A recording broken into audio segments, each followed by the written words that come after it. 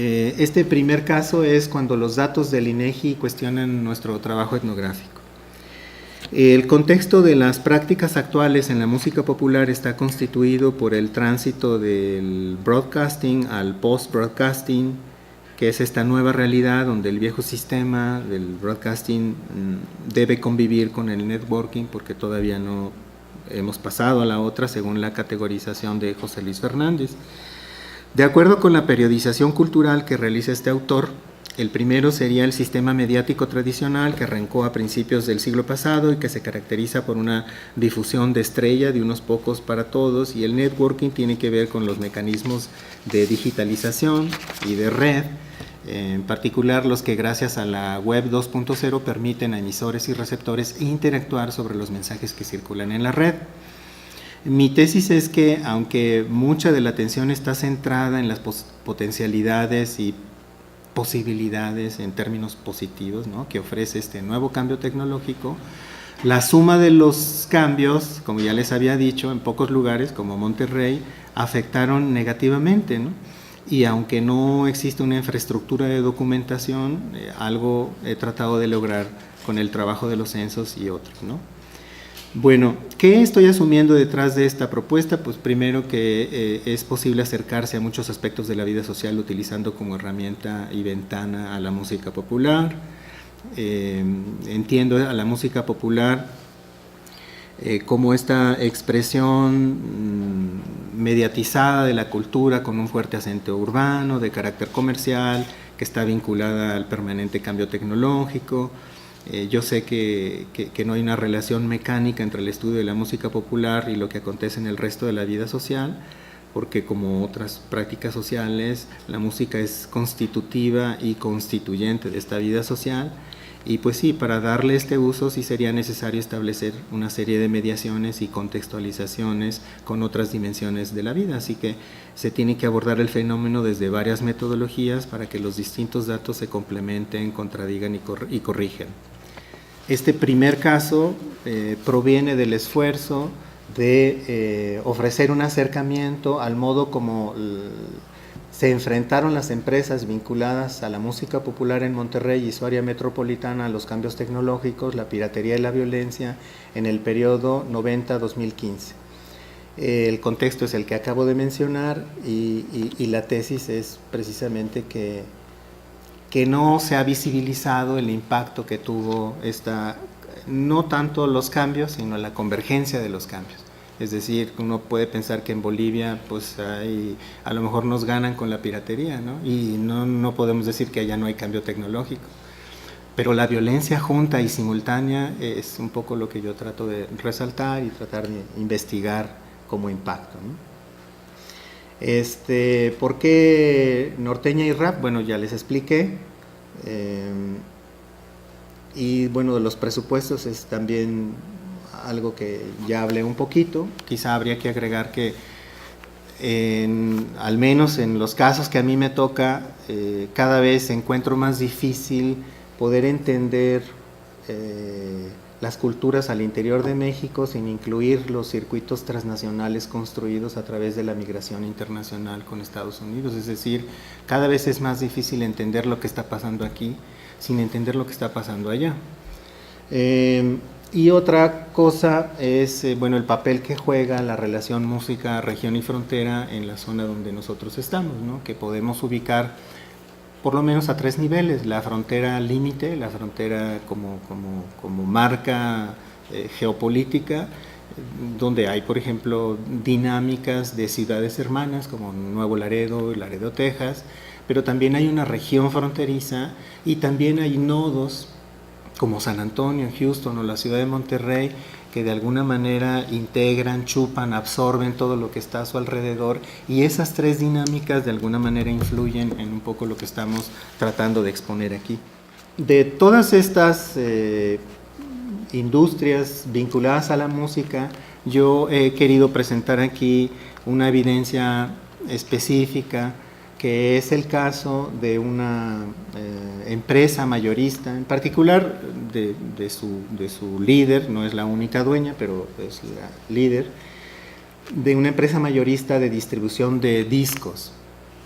Esta, eh, esta, esta empresaria, digamos, la he tratado, he dialogado con ella por un espacio de unos, digamos, nuestra primera relación fue en el 97, luego como en el 2003, luego como en el 2014, y de alguna manera ella nos ha compartido cómo su empresa ha resentido estos 3 impactos de los que yo les acabo de hablar, ¿no? Para esto sí habría que hacer un poquito de contexto. Me voy a tardar un poquito, pero sí es necesario. Tomado básicamente de los análisis de George Giudice, que menciona que entre el 90 y el 99 hay una fase de expansión de la música popular en América Latina, que hay una consolidación de industrias nacionales bajo control de las grandes disqueras globales, que el 80% de las ventas de discos en América Latina les pertenecían a esas grandes compañías, con repertorio doméstico y regional, y pues que hay un proceso de, digamos, de compra, de voltear a ver esos repertorios, tratar de adquirirlos y tratar de hacer algunos otros cambios, como el paso de los derechos, del control de los derechos de los autores a las compañías, ¿no? Como parte de una estrategia para hacer frente a los cambios tecnológicos y también a la piratería, ¿no? Y cómo en el mercado latinoamericano decrece el papel de las expresiones musicales angloamericanas. Ahorita tengo un tesista doctoral baterista que pues trata de explicarse por qué en estos años precisamente la música en inglés desapareció del FM y aparecieron y surgieron estas estaciones gruperas y norteñas, ¿no? Bueno, pues es un poco relativo a esto. Y no sé si se lea bien, pero simultáneamente pues la piratería tiene, no me voy a alargar con esto porque yo creo que es algo más o menos sabido. Buena parte de la información yo la he obtenido a través de investigación documental, de los reportes de Amprofon, de los reportes de la Organización Mundial de Fonogramas, etcétera. Básicamente lo que está mostrando es que una vez que se da la posibilidad de pasar un bien simbólico de un soporte a otro sin control del que es propietario, pues ya a partir de eso existe la posibilidad de que se pierda el control, ¿no? Y como en algunos lugares como México, pues esta práctica se desarrolló, se diversificó, se potencializó, se internacionalizó, o sea que éramos piratas que exportábamos a otros países, piratería de la música, y cómo en algún momento hubo una inversión en los términos de la relación de que por cada cassette vendido se vendían 2 copias piratas, y por cada 10 discos compactos vendidos, uno era pirata en el 2000, pero unos 8 años después se empezaba a invertir de tal forma que los comerciales eran 3, dependiendo de las cifras, no siempre son las mismas, ¿no?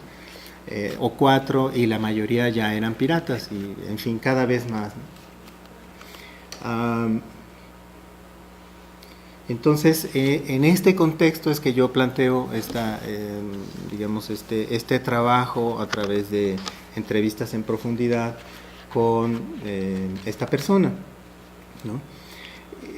¿Qué es lo relevante de su empresa? Bueno, su empresa,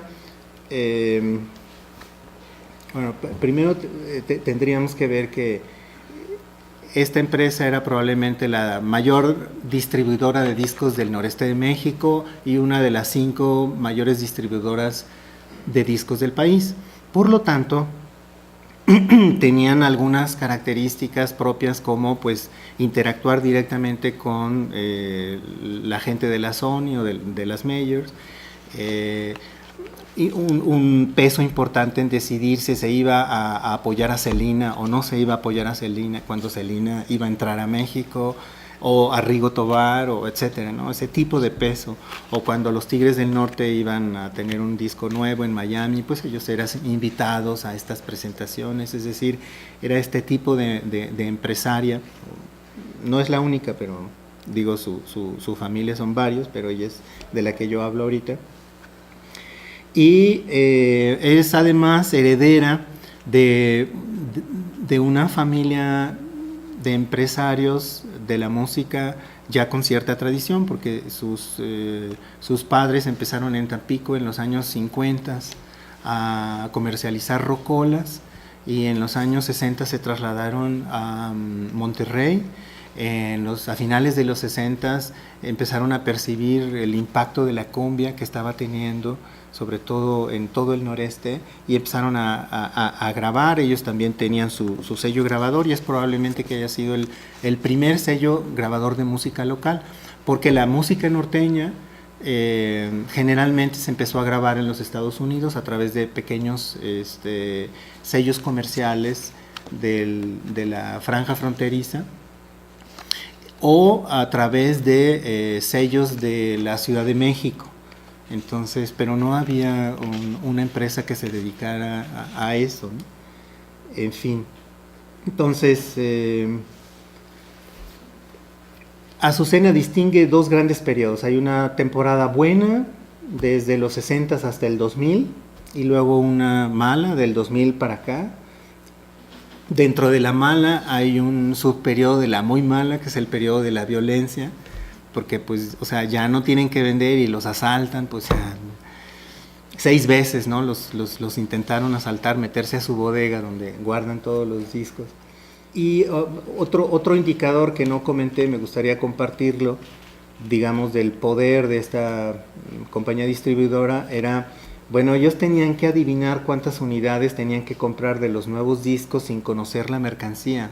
Ella dice que ahora era protegida ahora ante la piratería. Entonces no, o sea, yo te vengo a ofertar el nuevo disco de los Tigres del Norte, pero no lo vas a escuchar, no te puedo dar una copia, porque dando copias es como hemos perdido, ¿no? Entonces tienes que comprar, y ellos se podían dar el lujo de, sí, dame 15,000 de los Tigres del Norte, ¿no?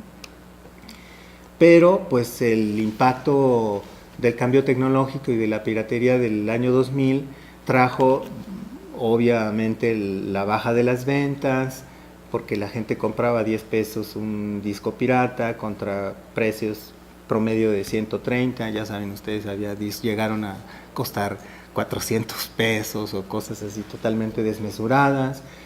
Entonces las grandes compañías, además de su proceso interno de fusión y de compras, cierran o comparten oficinas a inicios del año 2000, ¿no?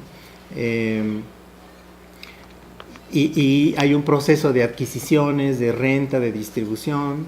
La Universal compró Disa, Fonovisa, Polygram. La Warner compró Perles, Sony rentó Mozart, o sea, no es propietaria, pero paga derechos. Y entre 2000 y 2013, Discos Alegría se enfocó en reducir los stocks de mercancía.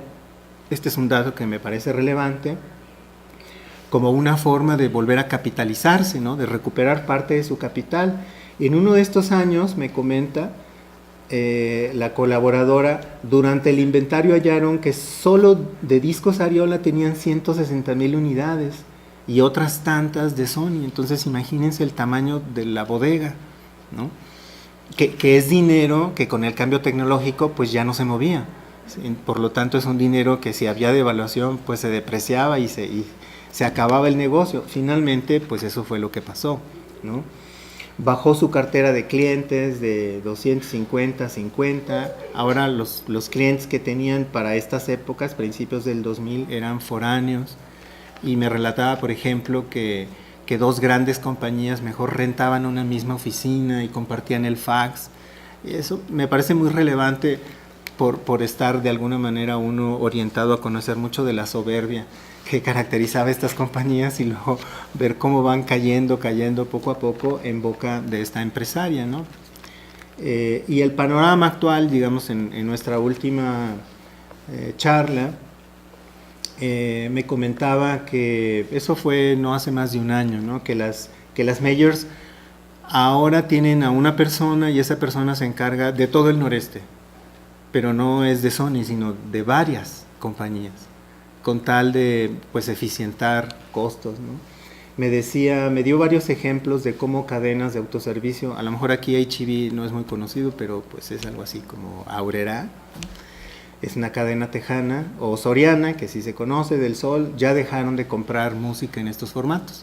Es decir, ya no venden, lo que venden tiene que ver con sus stocks anteriores y con ciertas cosas muy, muy puntuales, pero dejaron de vender.